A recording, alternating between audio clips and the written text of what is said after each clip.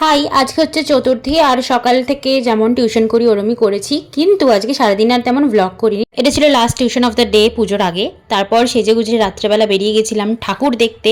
আজকে আমরা অনেকজন মিলেই গেছিলাম, ফ্রেন্ডস গ্রুপরা।